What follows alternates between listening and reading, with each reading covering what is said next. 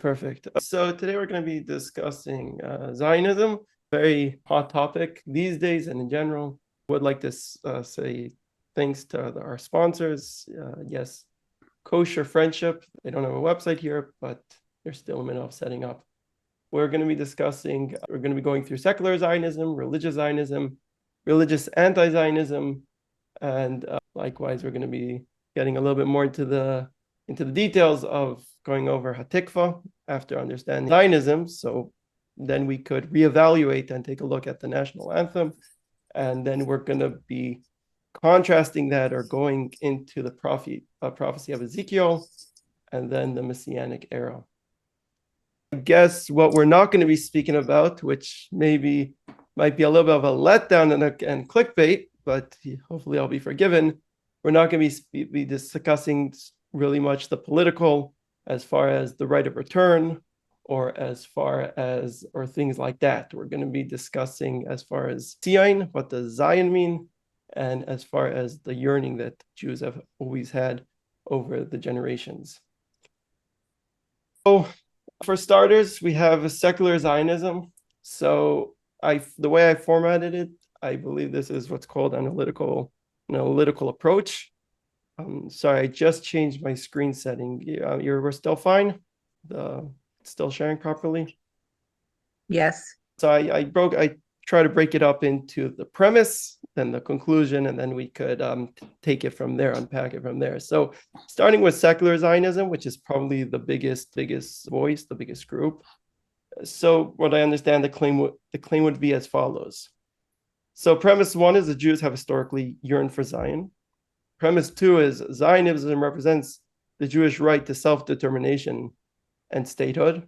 I guess if it's self-determination, you got to have a state.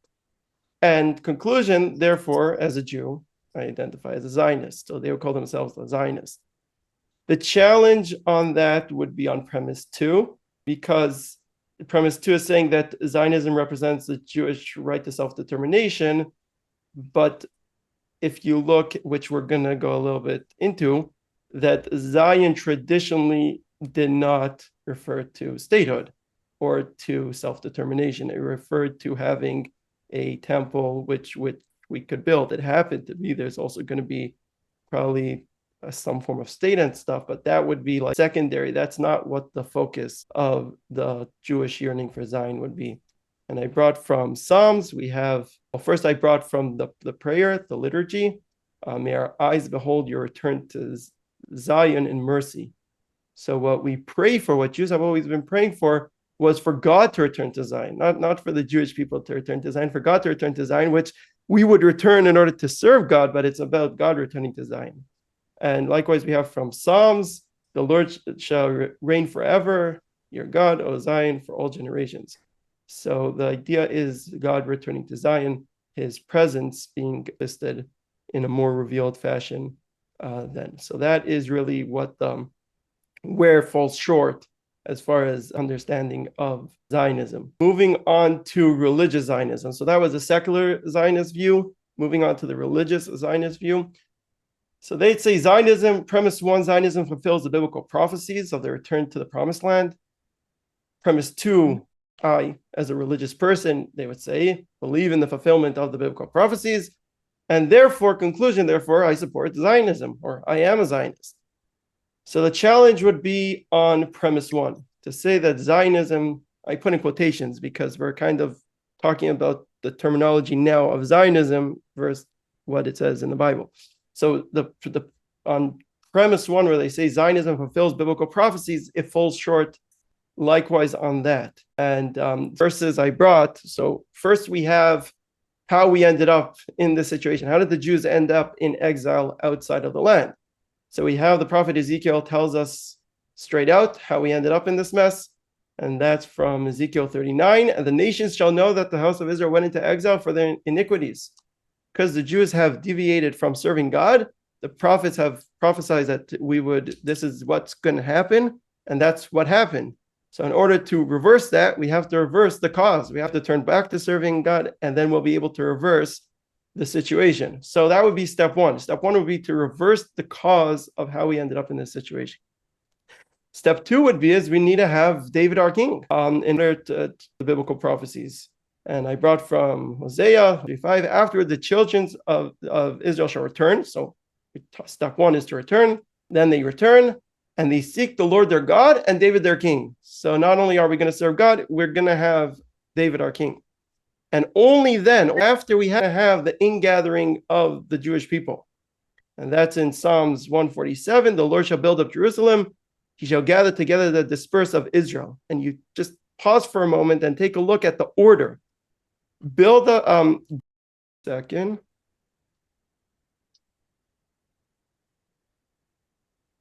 I'm bringing the wrong verse. I might have brought build up Jerusalem. Sorry. So we have to go into the commentaries over here. Build up Jerusalem is referring to build that the temple is going to be rebuilt. So we're going to have the temple again. After we have the temple, or at least that process is started, then we're going to have the dispersed of Israel going to be returning. So that's what it means build up Jerusalem. So the problem is that we don't have any of this being fulfilled yet. So it falls short on the biblical prophecies. So again, still haven't solved issue number one. After we solve that, we have item number two, David their king. After that, we're going to have the rebuilding of the Mikdash, rebuilding of the sanctuary.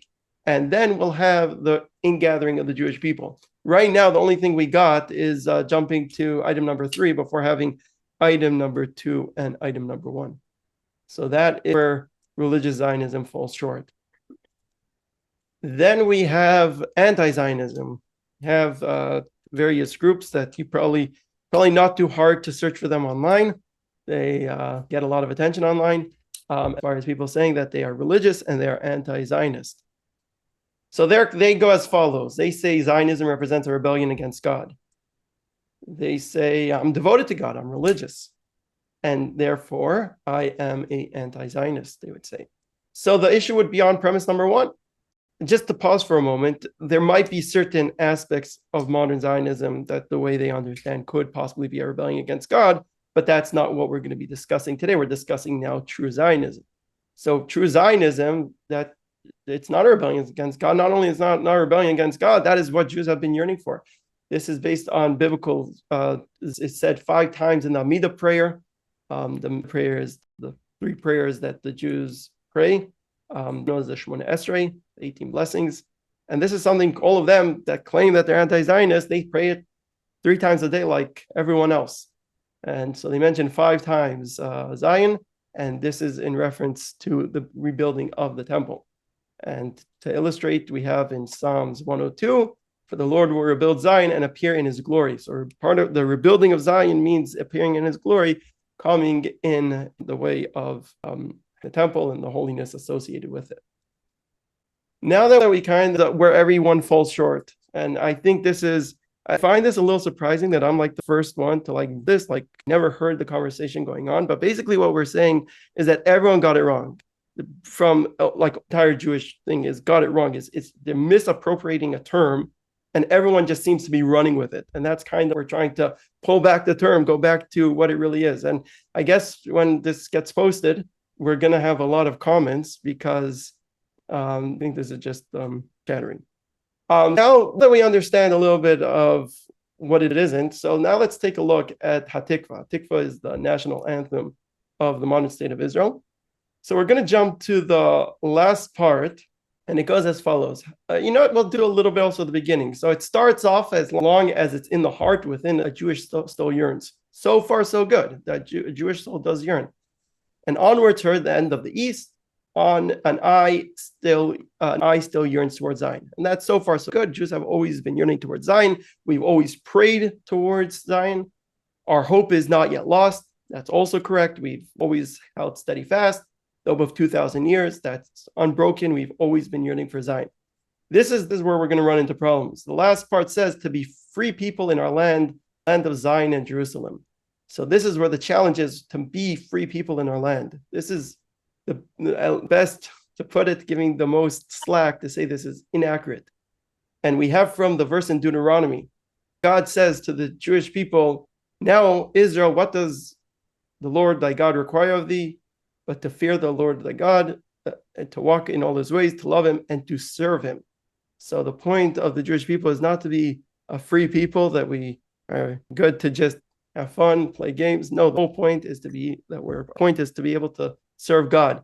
And I'll also throw in, we have when Moses appeared to Pharaoh, he said, "Let my people be free." Everyone knows the quote, but they conveniently forget the second half of the verse. Moses said, "Let my people be free in order that they shall serve me." That's the whole point. So it's not, there's the freedom the Jewish people are looking is not to be a free people in our land. The point is to be free to serve God. There's where the distinction comes in. If I could also point out, we have a law when it comes to someone who sold into a Jewish person who sold into slavery that is triggered by him not being able to repay something that he stole, and he's not able to repay up. So he goes into slavery, and that money that he earns from his sale goes towards repayment of what was stolen. So if after now that cap of 7 years that he could be a slave, after 7 years, he's sent away and he's sent home. However, if this person says, "I want to remain, I really like my master, he treated me well, I like the setup, I like the thing, I want to keep the gig going." So Jewish law he has to go, this is found in the Talmud, he's taken to the doorpost, and there is a hole bored into the side of his ear. That's the package if he chooses to do it. And the reason which the Talmud explained why that is done is because specifically by being a slave, that is him choosing to be a slave is kind of the idea and the value of what the Jewish people are. The Jewish people are supposed to be slaves to God, not slaves to another man.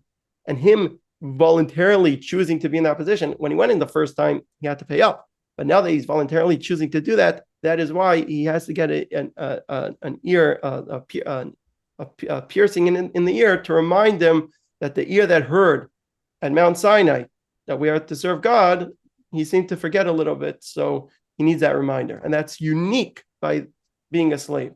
So that would be the challenge on the national anthem of Hatikva. So I say that the cup is half full, half of it's good, maybe 3/4 of it's good. But if there's anyone listening after, I guess that would be the comments for Hatikva. Moving on, we have the prophecy of Ezekiel.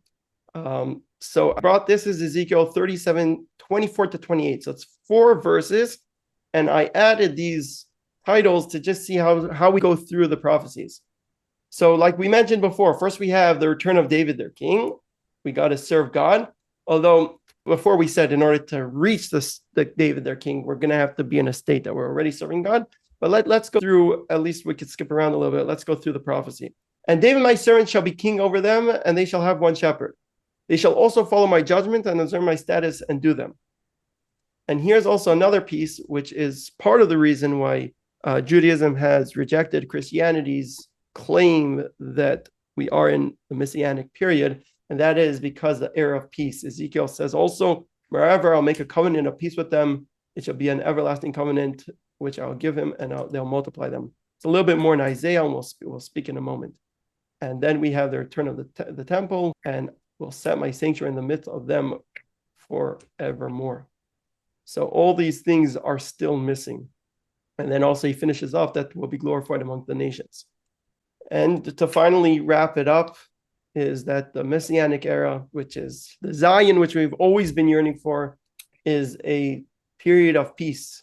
That identifies it as the period. That's what it's known for, be a period of peace. As the famous verse in Isaiah, "They shall beat their swords into plowshares, their spears into pruning hooks. Nations will not lift a sword against nation, and they will no longer study warfare." And also, if I could also bring out, so you can read this verse, but I'm going to jump, that regarding the actual building of the temple, which is probably one of the most contested pieces of real estate on the planet. So the Isaiah says, "On this land, even them for my house shall be called a house of prayer for all people." That's basically the point, that it's going to be a place of war. It's not a place of fighting, aside from the fact that the era is a time of peace, but the actual real estate is a place of peace, and it's a place of prayer. It's a place of prayer for all people. And that concludes the presentation. If